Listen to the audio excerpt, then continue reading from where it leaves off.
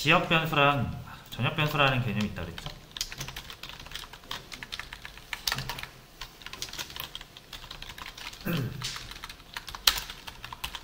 두 개의 차이는 방금 말씀을 드렸어요. 자, 지역 변수는 함수만, 그죠? 그 지역 변수가 만들어진 함수 자신만 쓰는 거고, 전역 변수는 모든 함수가 쓰는 거예요. 그죠? 이제 프로그램이 여러 개의 함수가 막 두 개, 세 개, 네 개, 다섯 개, 여러 개의 함수로 이제 프로그램을 짜다 보면, 구성을 하다 보면, 분명히 두세 함수가 막 같은 자원을 사용을 해야 될 때가 있을 겁니다. 이렇게 여러 함수를 쓰다 보면은 함수가 공통적으로 공유해야 되는 자원이 생길 수가 있죠. 그걸 우리가 전역 변수로 표현할 수 있단 말이에요. 이제. 자, 근데 전역 변수 함수가 자원을 공유하는 게 좋은 것 같아도 좋지만은 않아요. 이거는 제가 항상 지역 변수, 전역 변수 개념을 설명할 때 드는 예시인데, 컴퓨터를 생각하시면 돼요. 컴퓨터, PC.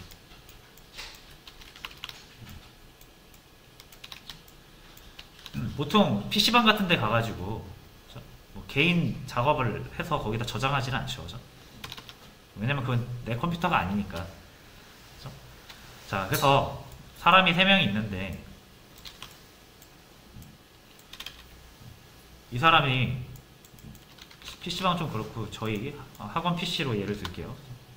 저희 학원 PC I 강의장에 20번 PC를 뭐 C 언어 듣는 사람, 자바 듣는 사람, 파이썬 듣는 사람 이렇게 셋이 서로 별개의 사람이 와서 쓴다고 가정을 해볼게요. 이게 하나의 자원을 셋이 공유하는 거죠. 서로 다른 셋이. 그래서 이 사람이 작업을 해서 코드를 잘 짜가지고 여기다 저장해놨단 말이에요. 그리고 집에 갔어요. 할 일 다 해서. 이 사람이 와가지고 자바 하러 왔는데 뭐 여기가 모르는 게 있어요. 그래서 아 뭐지 이거 되게 거슬리네 하면서 지워버릴 수 있죠. 그리고 자기 거 이렇게 작성을 합니다. 그럼 이제 파이썬 하는 사람이 와가지고 갑자기 그러니까 PC가 메모리 그 저장 공간이 부족하대요. 그럼 또 막 정리하다가 이런 것도 삭제할 수 있죠. 악의로 삭제하는 건 아니고 자신의 어떤 일을 하기 위해서 삭제할 수도 있는 거잖아요. 자, 다음날 이 사람이 왔는데 자기 코드가 없잖아요. 여기서부터 이제 학습에 지장이 생기기 시작하는 거예요. 그래서 제가 학원 컴퓨터에는 개인 자료 저장하지 말라고 하는데, 어쨌든 이런 공유 PC, 하나의 PC를 여럿이 사용하다 보면 이런 문제가 있다는 거죠. 그래서 잘잘못을 따지기 위해서 이 사람이 이제 화가 나가지고 당신이 지웠습니까? 당신이 지웠습니까? 이렇게 물어봐야 되잖아요. 또, 그죠? 책임 소재도 불분명하고, 이거 컴퓨터를 사용하는 사람이 많으면 많을수록 찾기가 힘들어요. 누가 지웠는지. 그죠? 그래서 하나의 컴퓨터를 여럿이 쓰는 게 좋은 건 아니에요. 그래서 이 사람들이 이런 일을 한번 겪다 보니까 어떻게 해요? 자신의 PC를 이렇게 가져오는 거죠. 노트북을. 이 사람이 작업한 거를 이 사람이 함부로 보면 안 되죠. 남의 건데. 그래서 함부로 사용 못해요. 남의 컴퓨터는. 자기 걸 써야 됩니다. 근데 이 둘이 친구면 서로 이제 합의가 돼서 야 이거 내가 이거 작업한 건데 이거 봐봐 하면서 볼 수는 있죠. 이렇게 자기 거를 전달을 하는 방식이 이제 매개 변수예요. 공유해서 쓰는 게 전역 변수고요. 자신만의 자원을 자신만 쓰는 게 지역 변수고요. 자, 그럼 어떻게 권장을 하겠습니까? 전역 변수 잘못 쓰면 다른 함수에 영향을 막 줄 수 있기 때문에 가급적이면 해결할 수 있다라고 하면은 지역 변수를 마련해서 해결하기를 권장을 합니다. 필요하다라고 하면은 뭐 매개 변수로 전달을 해가지고 해결을 해서 최대한 함수와 외부를 고립시키는 거예요. 이 셋은 고립되어도 자신들의 컴퓨터가 있으니까 자신들의 일을 할 수 있잖아요. 하지만 컴퓨터가 한 대면은 이 셋은 무조건 이렇게 연결될 수밖에 없단 말이에요. 서로 영향을 미칠 수밖에 없어요. 그래서 함수의 가장 중요한 하나의 작업 중에 하나는 고립을 잘 시켜야 된다. 얘가 아무리 잘못돼도 남한테 영향을 미치면 안 됩니다. 그렇죠? 혼자 죽어야지 막 자폭해가지고 남들한테 피해주면 안 되잖아요. 그러려면 얘랑 얘랑의 최대한의 연결성을 끊어야 돼요. 근데 공유자만 쓰면은 서로 연결되어 있잖아요. 그러니까 어떻게 하는 게 낫다? 지역 변수, 최대한 지역 변수 해결하는 게 좋다라는 거죠. 그쵸? 자, 그럼 이렇게 이제 얘기가 흘러가면은 어떤 점이 이제 좋냐면, 얘가 자신이 필요해서 만든 자원들은 얘만 쓰니까 얘가 이제 할 일 다 하고 잠자면 이거 쓰는 사람 아무도 없죠. 얘가 이제 일 다 해서 이게 필요가 없어졌어요. 일을 하기 위한 이런 재료들이. 이거 버려도 되잖아요. 그래도 얘네들한테 아무 문제 없죠. 이런 장점이 생겨요. 딱 고립시켜가지고 함수가 자기 자원만 쓰게 하면은 이 함수가 할 일 다 했을 때 이 함수가 사용하던 거 그냥 싹 치워버려도 아무런 문제가 없는 거죠. 그렇죠? 자, 그런 개념에서 우리가 이제 메모리라는 걸 사용한단 말이에요. 데이터를 저장하는 공간이에요. 이게 엄청 많다 그랬죠, 이런 게? 함수가 자기 일을 하면서 뭐 이 정도 사용할 수 있잖아요.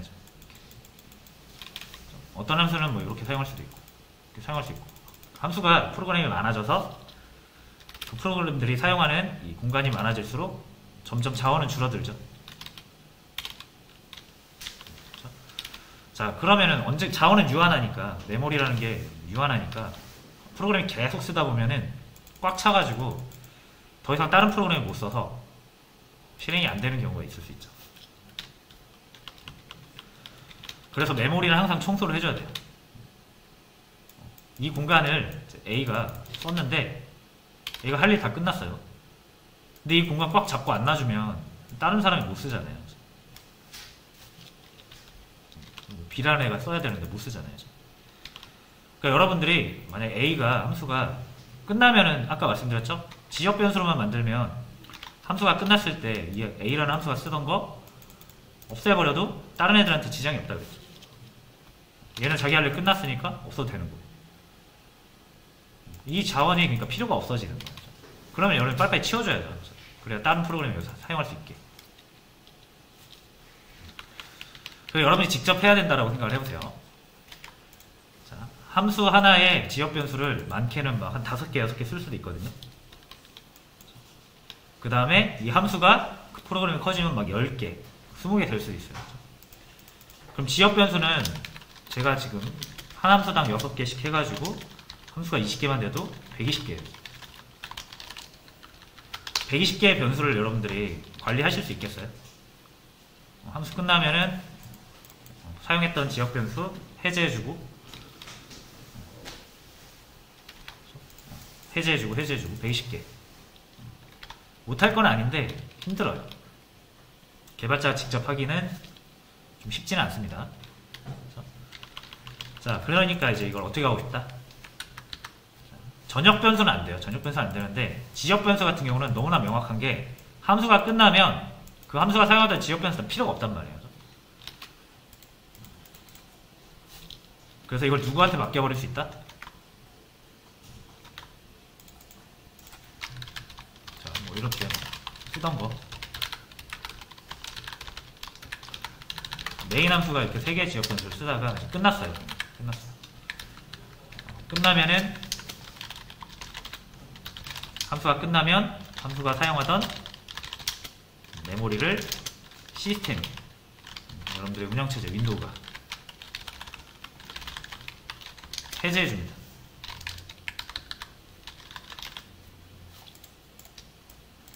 그렇죠? 함수가 사용하던 메모리죠. 이게 뭐예요? 지역 변수만 가능한 거예요. 지역 변수는. 전역 변수는 다른 함수가 또 사용할 수 있기 때문에 어떤 함수가 그 전역 변수 사용하는 거 함수 끝났다고 치워버리면 다른 함수가 사용 못하죠.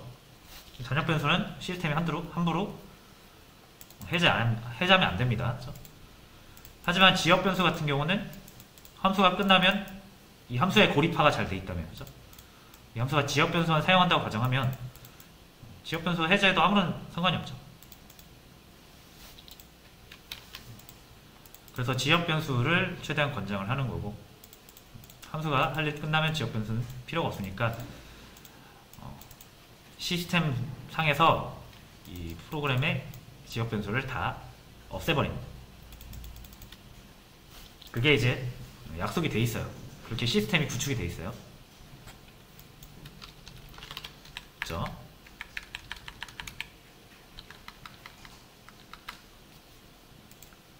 자, 그러면 일단 여기까지는 이해가 되셨을 거라고 생각을 하고요. 자, 그럼 다시 함수로 잠깐 돌아와 볼게요. 함수를 제가 이렇게 두 개를 한번 만들어 보겠습니다. 여기다가 밑에 있는 10 넣고요. 테스트2 해서 여기다가도 밑에 있는 10 이렇게 넣을게요. 여기도 지역변수 3개 A만 놔두고 지울게요. 자, 그리고 나서 제가 이렇게 호출을 합니다. 테스트2. 자, 그리고 저희가 또 이렇게 호출합니다. 테스트 연쇄 호출이죠.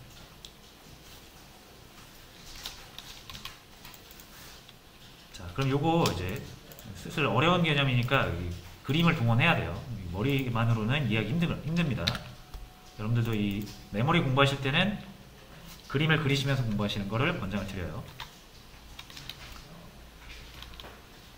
자, 처음에 시작은 메인이에요. 그죠?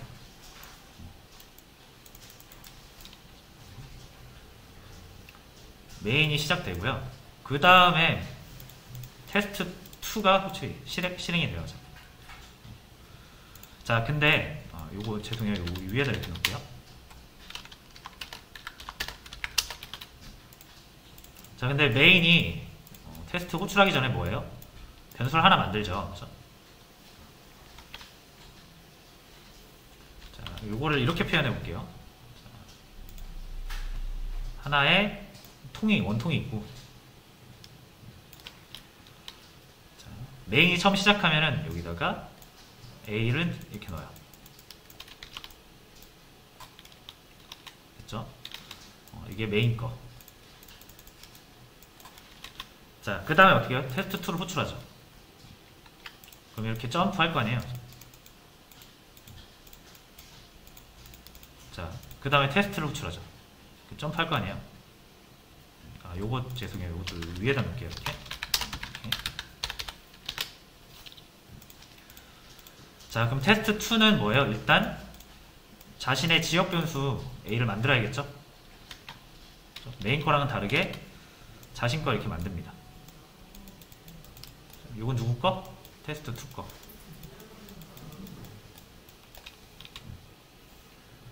자, 마찬가지로 이제 또 테스트 호출하죠. 그럼 여기서 A가 또 하나 만들어지고요. 요거는 테스트. 이렇게 쌓인다라고 생각하시면 돼요. 자, 그러면 만약에 이제 할 일 다 끝나면 함수는 리턴한다 그랬잖아요. 요게 테스트가 다 자기 할 일 마치면 여기서 끝날 거 아니에요. 자, 그럼 뭐가 제일 먼저 끝납니까? 메인이 제일 먼저 불렸고, 얘가 두 번째로 불렸고, 얘가 세 번째로 불렸죠. 그럼 끝나는 거 누가 제일 먼저 끝나죠? 얘가 제일 먼저 끝나죠? 제일 나중에 불리는 애가 제일 먼저 끝나야죠. 그래서 이 A라는 게 이 함수가 끝나면 삭제된다 그랬죠. 시스템이 소거해준다 그랬죠. 삭제되는 순서는 어떻게 된다? 요거 먼저 삭제가 되겠죠. 이렇게. 그 다음에 2번이잖아요. 끝나면은 얘가 만들었던 A도 삭제가 되겠죠. 이렇게. 그리고 어디로 와요? 다시 리턴해서 여기로 오죠. 함수 끝나면 어떻게 돼요? 메인 것도 삭제가 되겠죠. 그래서 호출은 이렇게 가요. 그 다음에 소거는, 해제는 이렇게 가죠. 1, 2, 3. 그렇죠? 자, 함수가 이런 식으로 호출이 돼요. 사용이 되고, 이거를 함수 호출 스택이라고 불러요. 이 스택이라는 용어가 이제 자주 나올 건데, 이 스택의 의미가 뭐냐면, 이 스택은 어떤 자료, 데이터 이런 거를 다루는 하나의 방법론이거든요. 스택이 SATA라는 영어 단어예요. SATA. 접시를 SATA 할 때, 그때 이제 영어로는 STACK인데, 자, 접시를 여러분들이 한 원통에다가 이렇게 쌓으시면 결국은 제일 먼저 빼는 건 뭐부터 뺄 수밖에 없어요? 가장 나중에 들어온 것부터 뺄 수밖에 없죠. 그렇죠? 자, 그래서 스택은 뭘 의미하냐면, 스택이라는 거는 항상 우리가 어떤 걸 스택이라고 부르냐면, 가장 나중에 들어온 것을 가장 먼저 빼는 것, 요거를 스택이라고 합니다. 프로그램의 함수는 무조건 이 스택 방식으로 될 수밖에 없어요. 그래서 호출 스택이라고 불러요.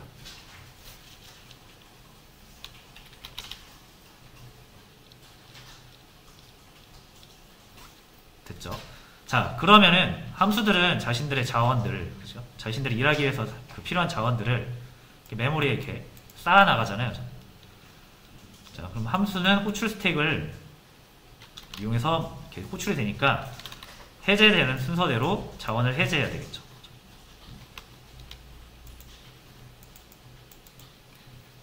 그래서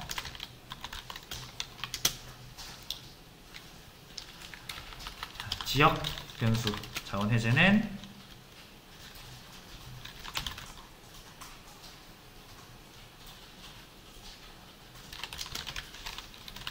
뭐 이런 식으로 얘기를 할 수가 있을 것 같아요. 스택으로 처리가 된다.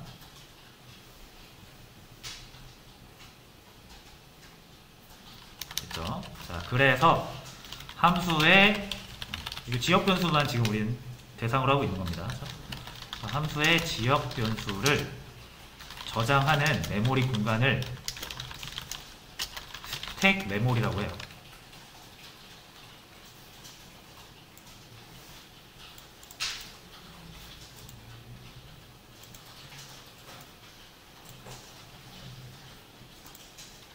그렇죠? 왜냐면 스택 방식으로 자원이 저장되고 해제되고 하니까요.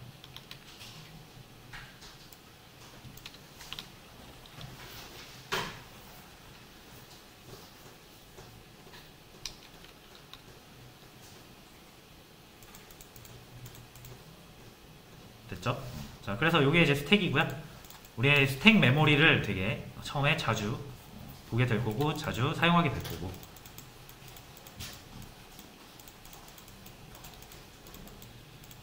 친해져야 되는 대상이에요. 자, 그래서 앞으로 제가 메모리를 그림으로 많이 표현을 하게 될 것 같은데, 자, 제가 초반에 메모리 어떻게 표현을 했냐면 이렇게 가로로. 그래서 이 상자가 엄청 많은 걸로 표현을 했죠. 기억나시죠? 이 상자 하나는 몇 바이트? 1바이트짜리. 1바이트짜리 상자가 무수히 많게 했죠. 물론 무한히 있지는 않아요. 자원은 유한하니까. 근데 엄청나게 많겠죠. 그죠? 이제 이런 식으로 표현을 하고요. 자, 그러면 여러분 요거 이게 이제 이 하나의 상자라고 보면은 이 상자의 시작점은 여기죠. 요 상자는, 두 번째 상자는 시작점이 여기죠. 요 상자는 시작점이 여기고. 자, 그래서 그 상자의 순서를 붙이자고 하면 여기가 뭐 첫 번째 상자가 될 거고, 두 번째 상자가 될 거고, 세 번째 상자가 될 거예요. 이게 쭉 가다가 이쯤 오면 엄청 크겠죠. 이게 막 9, 8, 1, 4, 1, 7, 9, 0, 4, 1, 8 엄청 큰, 그죠? 개수가 엄청 많으니까. 제일 마지막에 있는 상자는 이게 순서가 엄청 크겠죠. 그죠?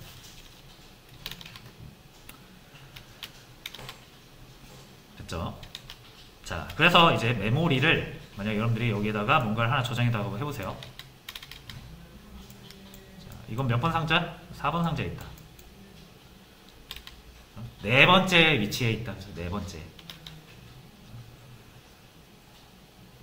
자, 근데 이게 네 번째 상자라고 할 수가 없는 게 데이터를 꼭 상자 하나로 저장하라는 법이 없어요.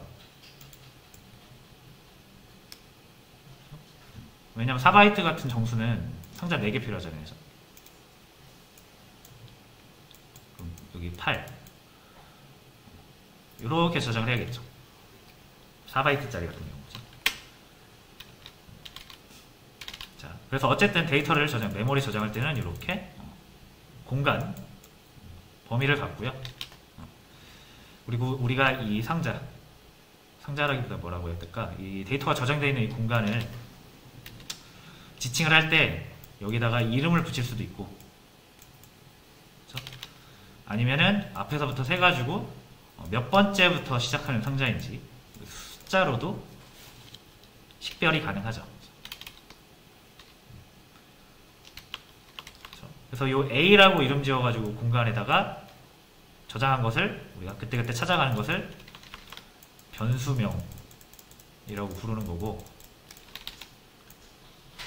이 공간을 이 이름이 아닌 이 순서, 상자의 위치로 찾는 것을 위치라고 해서 이제 위치를 가리킨다라고 해서 이걸 포인터라고 해요.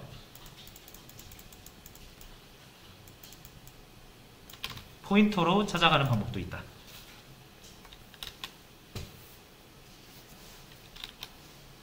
되셨죠?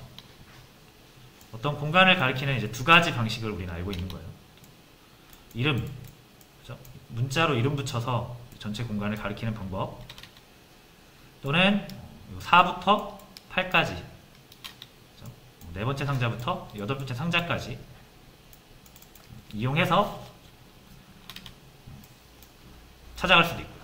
그걸 포인터 방식이라고 해요. 됐죠? 자, 그러면 제가 이제 어떻게 표현할 거냐면 앞으로는 이렇게 표현할 겁니다. 지금 가로로 했잖아요. 가로. 그죠? 근데 우리가 방금 스택이라는 얘기를 했기 때문에 앞으로는 이런 식으로 표현할 거예요. 세로로. 그래서 상자는 이렇게 표현이 되겠죠. 점점점점점. 1번째, 2번째, 3번째, 4번째, 5번째 이런 식으로 가겠죠. 그래서 잘못했네요. 여기서부터가 1번째입니다. 3번째, 아래로 내려갈수록 커져요.